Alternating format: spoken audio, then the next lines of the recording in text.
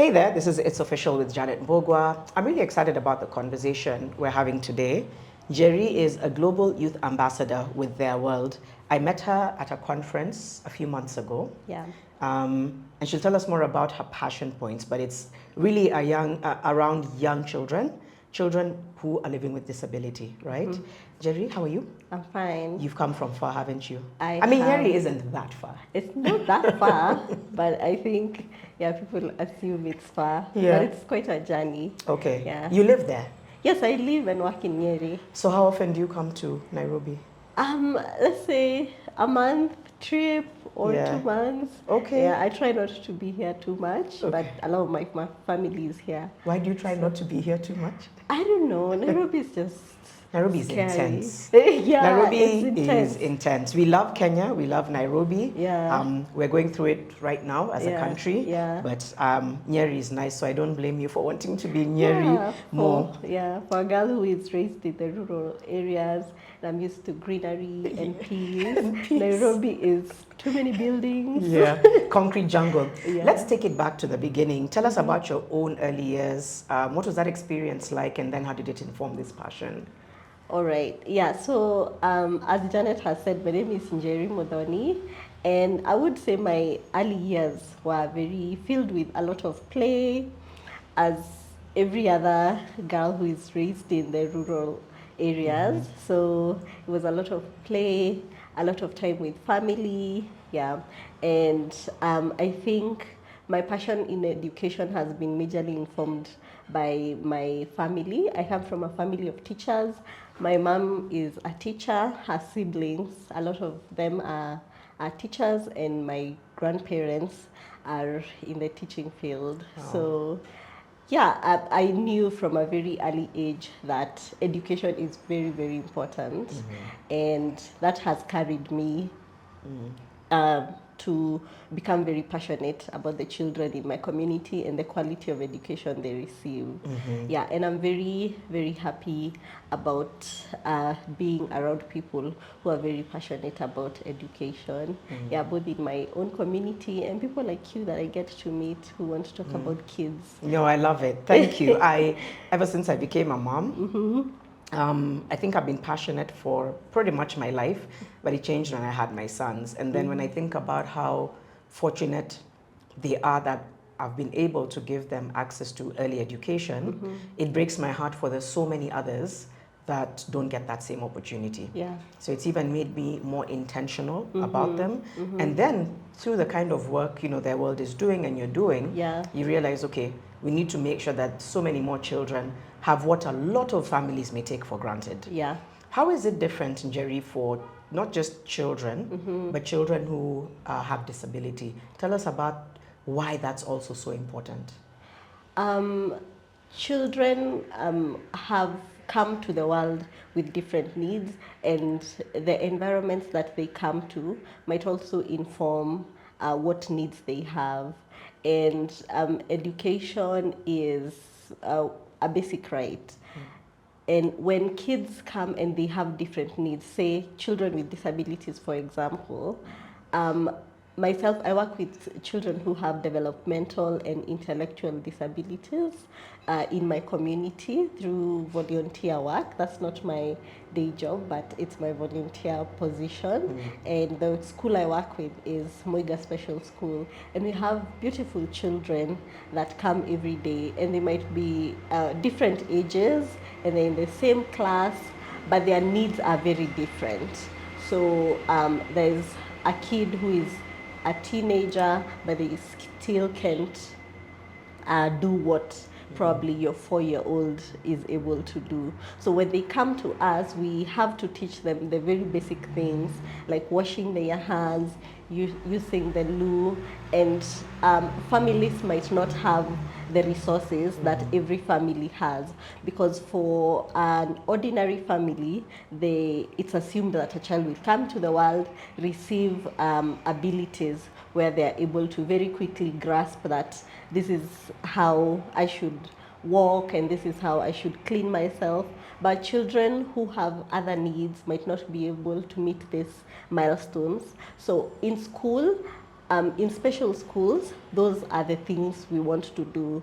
If a parent does not have the resources to give a child the abilities to meet certain milestones, why not use the resources of trained teachers to help children to do this? So basic things like cleaning themselves, like using the washroom. There are teachers who are trained to help children do that. Children who are in the autism spectrum, children who have cerebral palsy, children who have Down syndrome.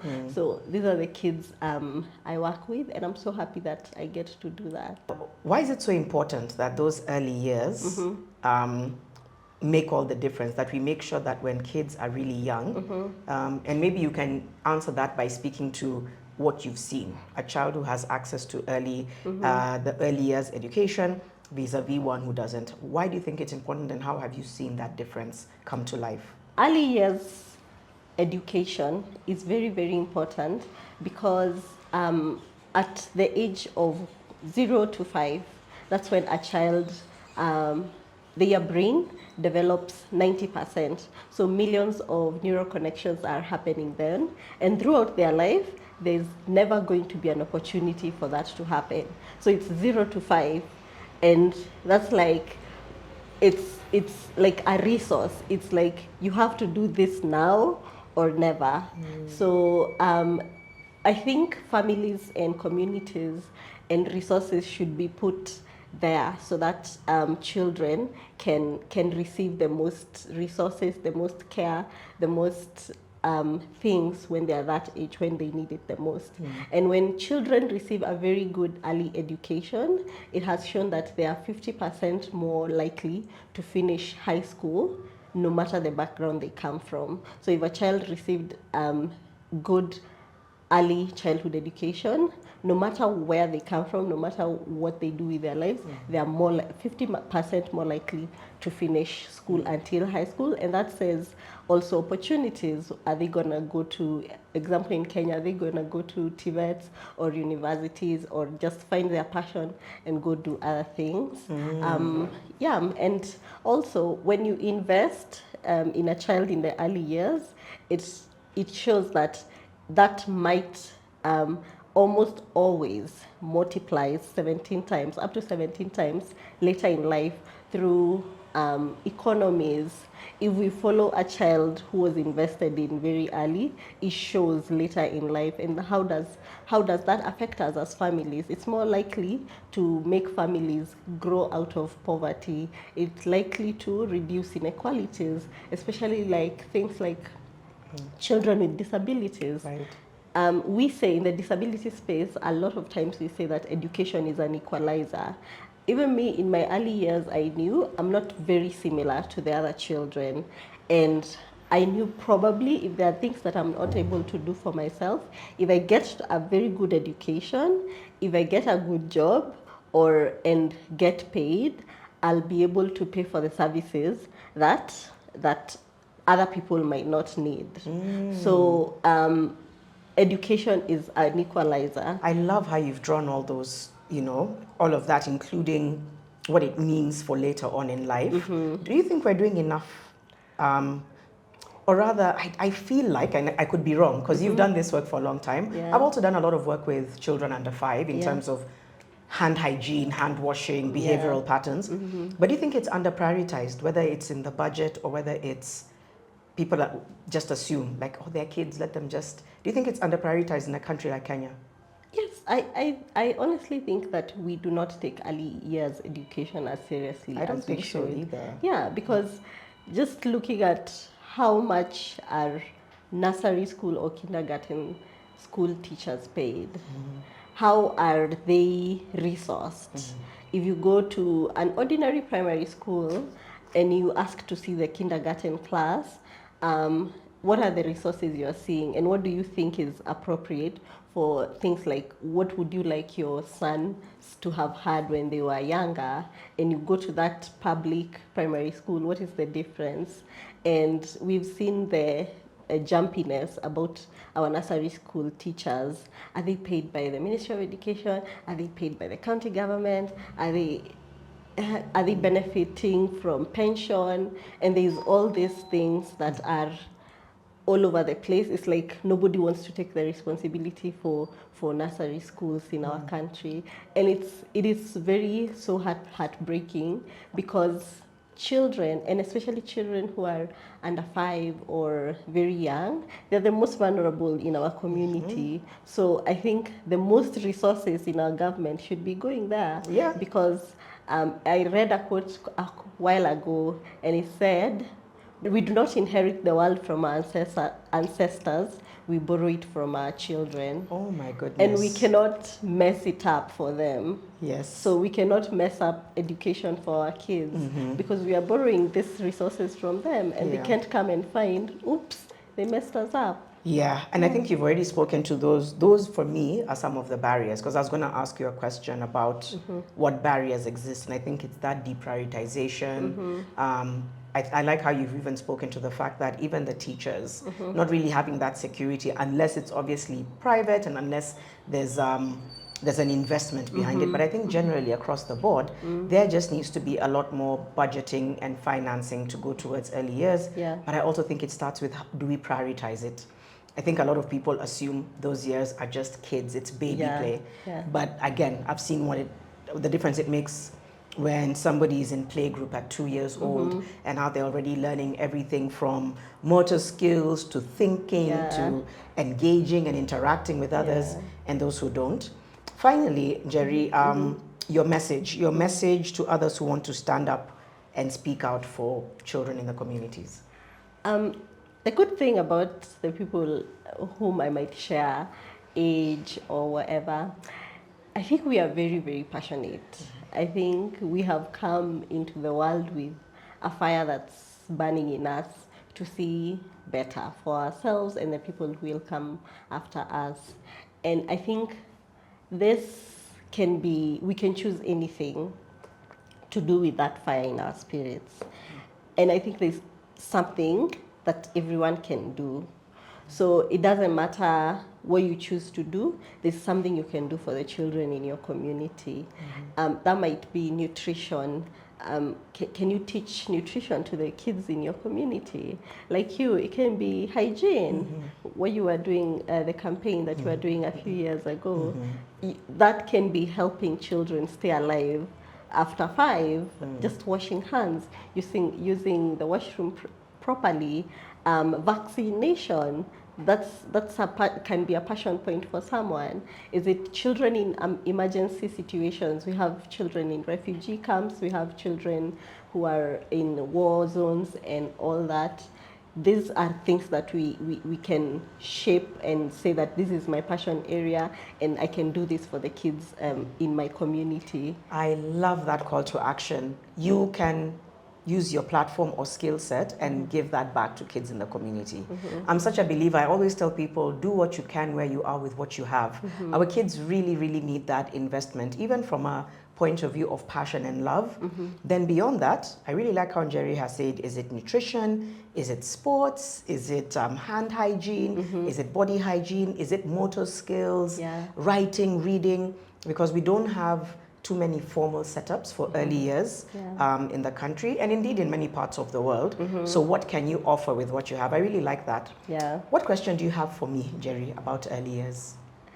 Or she'll be like, none. I don't think I'll have none, but I think what I would want to know is, with the resources that you've been able to provide for your sons in the early years, especially in education, what do you think were the most resources that you gave them, and you really wish that all the kids in our country also got to have? That's a really good question. Wow, that's a really good question. I almost think I love that I was able to be comfortable with them going to playgroup. Both of them went at the age of 2.5. Now, a lot of kids may start at 3, but what happened is I observed them and I realized you know, Huru, who is now turning 10, he was picking up things quickly and getting restless. So I thought, let me put him in playgroup. And he just thrived. And then, of course, when the second one comes and looks at the first one, they want to go. So I'm happy that we were able to enroll them early on and not take it for granted. Because I know people who have access to resources and access to facilities, but they wait till 4 or 5 because they, you know, it's also sometimes it's about your values. Some of them feel like it's a sense of, oh, I've sent my child away. But I'm like, no, not really. Mine were eager to do it. And, you know, usually at that time, it's a very short amount of time, up to 3 hours. So I think I'm happy that I was able to pick up on it, not necessarily look at what even people around me were doing, saying, I'm going to delay it. And I wish that for every child in this country. I just wish they had a chance to be in a well-stocked play group, which ends up being a classroom, and they had a lot of different things that were attracting all their, what do you call it? Their neurons and their sight and sound and smell and taste. So it just made them curious. And right now I have some of the most curious kids ever. And I know that it was birthed there. So I would say it simply comes to, I wish there were more rooms like that for every child, a safe space, a well-equipped place, a place that isn't like shiny and expensive. It's just equipped with a skilled teacher who loves what they do, who is also taken care of, and all of the different elements that create the sharpness and the passion and empathy that I'm seeing today. Very long answer. The journalist in me. Njeri, thank you. Thank you for making time to speak to us today. It's a busy day in the office. If you hear all of the beautiful surround sounds, this is the heart of Nairobi. Njeri's work is incredible, as is what Theirworld does. We have to, and I've already said it on my platform, we all have to be advocates for our children.